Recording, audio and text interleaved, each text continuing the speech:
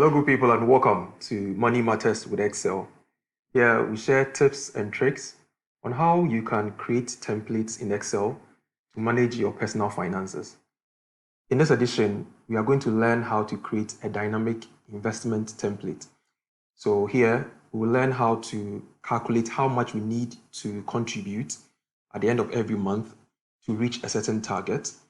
Then beyond that, we'll create a simulation of that calculation so that we can see at the end of every month how much we are contributing and how much has accrued. So join me and let's go through this together in a few minutes. Okay, so here is the sample template we want to create together. It's a simple investment template. So when you input your start date, the money you have at the bank, okay, this is optional.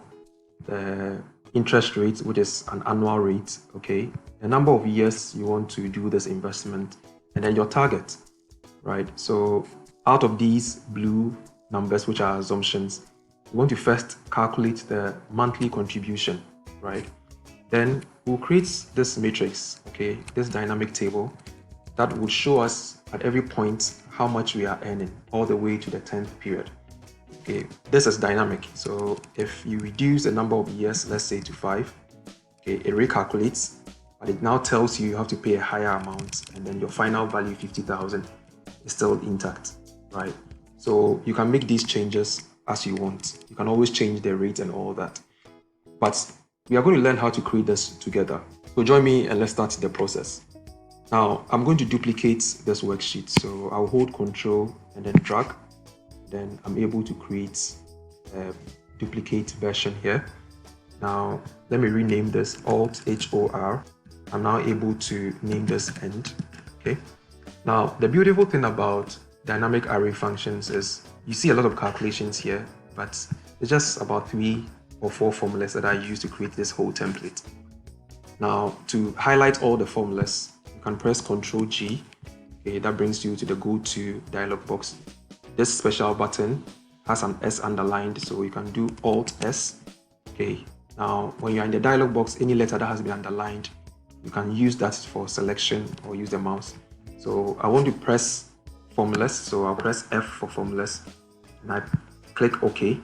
So you realize that I don't have formulas in all these, I have formulas in just this section. Right? That is how dynamic array formulas work. They spell. Okay, so if I delete this, now I don't have any calculations. So let's take it from scratch. How did we calculate all these numbers? So with these assumptions, we first need to calculate how much we need to contribute every month. So to do that, we are going to use a financial function called PMT. So here, if you have constant payment, okay, on a loan or investment, you can use that to calculate that constant payment. So PMT requires a rate. So my rate is this, which is compounded monthly. So I'm going to divide this by 12, right? And then I'll bring a comma. Now the end pair is a number of periods. Because I'm doing this at monthly level, I'll put in 12 and then multiply this by the number of years, which is 10, right?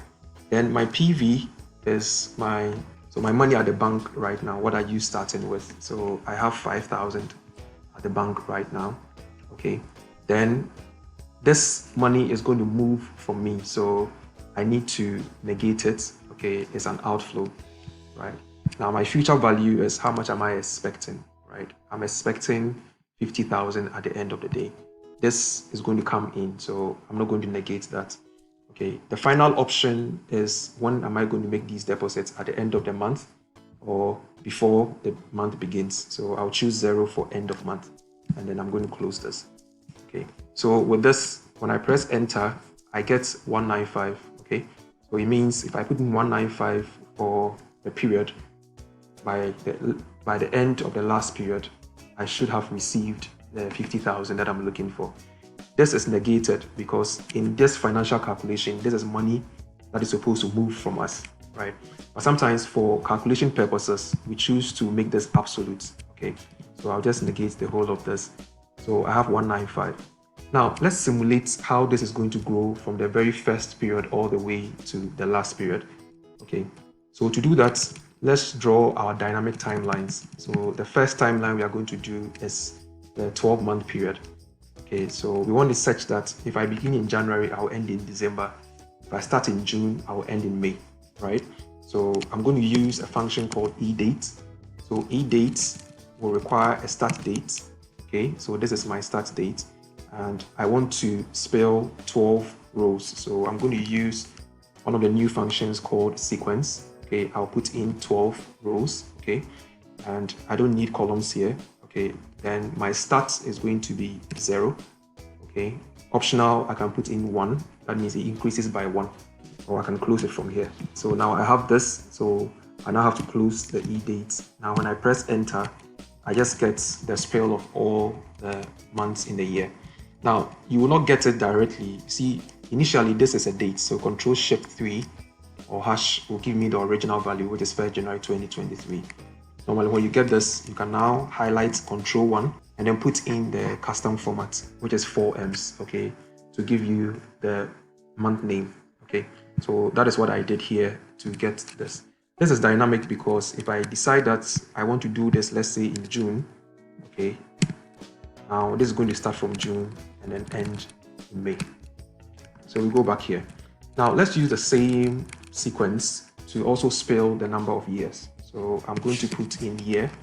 So my year is going to start from here. So this extracts the year from that date.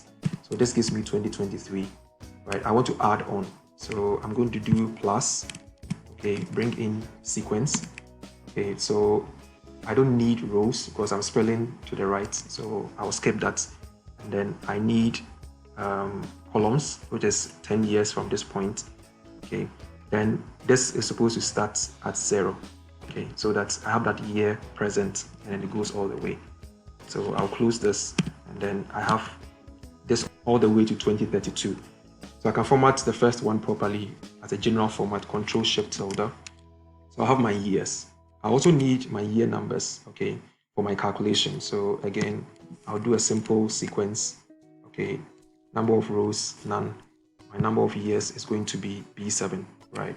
And then I'll just close this. So this is going to give me 1 to 10. All these are dynamic, right? So it's able to go back and forth. Now, the meat of our calculation is when I start making this payment, 195, okay, it is going to be 120 periods. So first, we need to generate this 120 periods, okay. So to do that, I'm going to use sequence again, okay, and I'm going to multiply the number of rows, so count A, okay, and then I'll take this and then bring a hash all the way down to my array, my spelled array. So I'm basically counting the number of months here, right, with my hash. And then I'll close this and then multiply this by the number of years, which is up here. Okay, so the number of years is up here, and then I'll close my bracket. So when I do this, you realize that it is now going to multiply the months by the years, and I have 120, okay, periods. Okay, this is dynamic. Now, this 120 periods, I need it to be wrapped, okay, this way, so that I have it spread along the number of years. So at every 12 period, it has to cut and then start in the next column. So it's going to be wrapped, okay, to the right. And guess what? There's a function for this. So we are going to use WRAPCOLS, right? So basically what WRAPCOLS need is a vector. So the vector is that array that we spelled, okay, and I need a wrap count. So the wrap count is going to be a count A, okay, of the number of months that I have, which is 12. Okay, so this goes in here like that. So what it's going to do is that it's going to just give me 12 columns based on the number of years that is currently in here. Okay, then I'll close this. So when I do that, you realize that I have my 120 periods right here. So what I'm going to do now is now wrap the future value formula around this. So to do that, I'll just come in here, okay, and then introduce FV. Okay, so it returns the future value. So this is going to be my rate. So my rate is going to be 9% divided by 12. Of course, we are compounding monthly. That's why we have 120 periods. Okay, so this now represents the number of periods that we have. Okay, now for my payment, Okay, I'm going to negate the annuity, which is the monthly contribution. So this is 195. Okay, and then if I have PV, in this case it's optional. I have 5,000 in the bank already, so I'm going to negate this and then pick 5,000. And then finally, my deposit is done at the end of the period. So I'll choose 0 for this purpose. Okay. So my expectation is that once I press enter, okay, at the end of the period, okay, I should now get 50,000, which is my target. Okay, so if I begin with 5,000 at the bank and I contribute 195, I should get that. Now, this is dynamic because if I don't have anything at the bank, okay, the expectation is that, so let me delete this. Okay, I start with 258, go to 518, 780, all the way. Okay, so it responds to whether you have a starting balance or not. Okay, so if I put this back, then of course the 5,000 now makes my deposit heavy. Okay, so you can simulate any of these, okay, your target value, the number of years, and reduce it to 2 if you want. Okay, this way it means you have to contribute higher every month, okay, to achieve that target. Okay, so play with this. There's a lot of tricks in here. Thanks for watching. We'll make the worksheet start and end available in the video description on our YouTube channel. So please practice and add it to your list of Excel tricks. Thanks for watching. If this video was helpful and you would like to receive more of these videos directly on your WhatsApp, you can send ad to this WhatsApp number. We'll add you to our broadcast list so you receive our videos directly. You can also visit our YouTube channel, Finance Skills Hub. All our old videos are here. Please subscribe for notification of new videos or connect with us on any of these social media handles. Thank you so much for watching.